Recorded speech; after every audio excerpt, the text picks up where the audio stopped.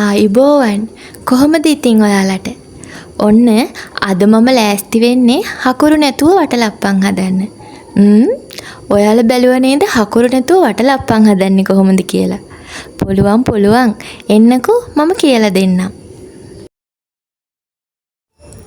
මෙන්න මේ දේවල් ටික තමයි වටලප්පන් හදන්න ඕනි වෙන්නේ.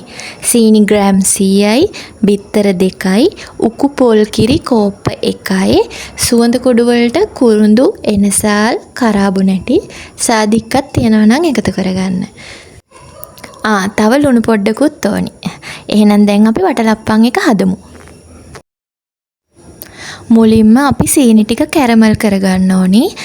භාජනයක් ලිපේ තියලා සීනි මේස හැඳි 4ක් විතර දාලා මුලින්ම කැරමල් කරගන්න ඕනි. ඒ ටික හොඳින් කැරමල් වුණාට පස්සේ ඉතුරු සීනි ටිකත් එකතු කරලා හොඳට කවලම් කරගන්න ඕනි. සීනි ටික කැරමල් කරගන්නකොට පොඩ්ඩක් තද පාටට සීනි ටික කර වුණාට කමක් නැහැ. එතකොට තමයි වටලප්පන් එකට රසය වැඩි වෙන්නේ.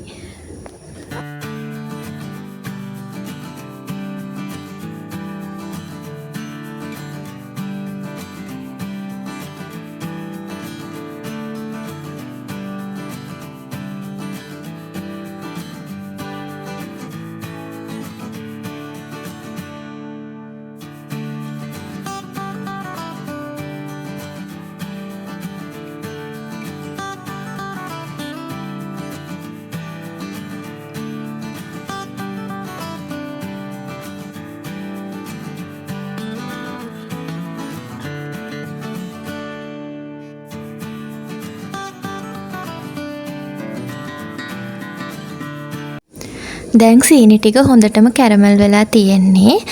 ඊට පස්සේ අපි අපේ පොල් කිරි එක එකතු කරගන්න ඕනි. හොඳට මතක තියාගන්න පොල් කිරි ගන්නකොට හොඳ උකු පොල් කිරි ගන්න. මොකද පොල් කිරි වල දිය ගතිය වැඩි නම් වතුර ගතිය වැඩි නම් වටලප්පන් එක හරියට එන්නේ නැහැ. මේ විදියට පොල් කිරි එකතු කරලා කවලම් කරන ගමන් අපි ඒකට ලුණු ටිකක් එකතු කරගන්න ඕනි. එතකොට වටලප්පන් එකේ පැණි රස ගතිය හොඳට දැනෙනවා. ඊට පස්සේ අපි ගත්ත එනසාල්, කරාබු නැටි, කුරුඳු කුඩු ඒ දේවල් ටිකත් හොඳට එකතු කරලා සීනි ටික දිය වෙනකන් ලිපේ තියලා මිශ්‍රණය හොඳට හැඳි ගා ගන්න ඕනි.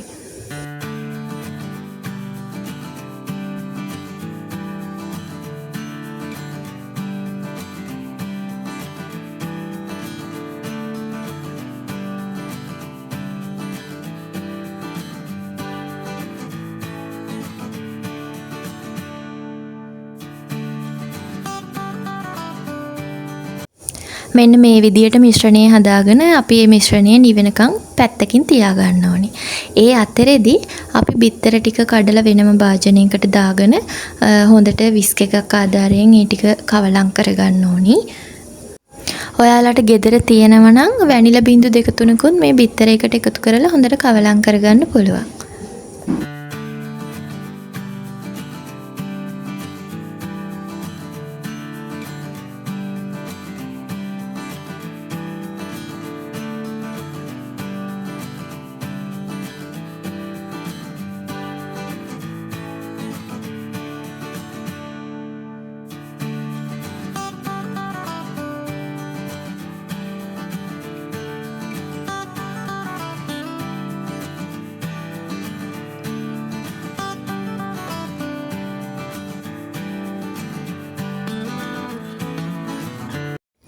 මෙන්න මේ වගේ ප්‍රමාණයට එනකම් බිත්තර ටික හොඳට කවලම් කරගන්න ඕනි.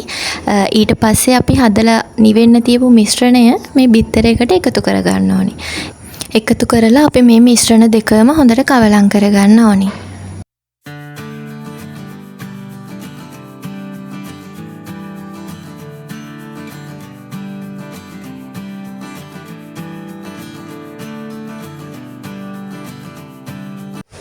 දැන් අපි මේ විදියට හදාගත්ත මිශ්‍රණය වටලප්පන් එක හදන්න ගන්න භාජනයට පෙරා ගන්න ඕනේ. මොකද සමහර සීනි වල පොඩි රොඩු කෑලි වගේ තියෙනවා. ඒවා ඉවත් වෙන්න ඕනේ. ඒ නිසා තමයි අපි පෙරාගන්නේ. ඒ වගේම අර බිත්තර වලත් පිළිගඳ කොටසක් තියෙනවානේ. අර පොඩි සිවියක් වගේ කොටසක්. අන්න ඒ කොටසත් මේ විදියට පෙරා ගන්නකොට පෙරිලා ඉවත් වෙනවා. දැන් තියෙන්නේ මේ මිශ්‍රණය ස්ටීම් කරගන්න. ස්ටීම් කරගන්න යන වෙලාව ගැන කිව්වොත් මට නම් රයිස් කුකර් එකේ මේක ස්ටීම් කරගන්න විනාඩි 45ක් වගේ යනවා. මම මේ ෆොයිල් කප් එකක් තමයි අරගෙන තියෙන්නේ. ඉතින් ඔයාලා වටලප්පන් එක හදන්න ගන්න භාජනය අනුව ස්ටීම් වෙන්න යන වෙලාව වෙනස් වෙන්න පුළුවන්. ස්ටීම් වෙලාද කියලා බලා ගන්න පුළුවන් අපිට ටූත් පික් එකක් ගහලා බැලුවාම ඒකේ ඇලෙන්නේ නැත්තම් ස්ටීම් වෙලා කියලා අපිට දැනගන්න පුළුවන්. මේ තියෙන්නේ වටලප්පන් එක හැදුනට පස්සේ තියෙන විදිය. ඉතින් ඔයාලට පේනව නේද? හරිම ලස්සන පාටක් තියෙනවා වටලප්පන් එකේ. ඒ වගේම තමයි හරිම රසයි. හකුරු දැම්මේ නැහැ කියලා කිසි වෙනසක් නැහැ රසේ. හරිම රසට තිබුණා. ඒ වගේම ඉතින් ලොකු වියදමක් යන්නෙත් නැහැ. මොකද හකුරු වලට ටිකක් වියදම යනවනේ. සීනි වලින් හදනකොට එච්චර වියදමක් යන්නේ නැහැ. ලේසියෙන් අපිට හදා ගන්නත් පුළුවන්. ඉතින් ඔයාලත් හදලා try කරලා බලන්නකො කොහොමද රස කියලා. එහෙනම් ඉතින් මේ වගේ තවත් රසවත් වීඩියෝ එකක් අරගෙන ඉක්මනටම ඔයාලව හම්බෙන්න එන්නම්. ඔයාලා හැමෝටම සුබ දවසක්.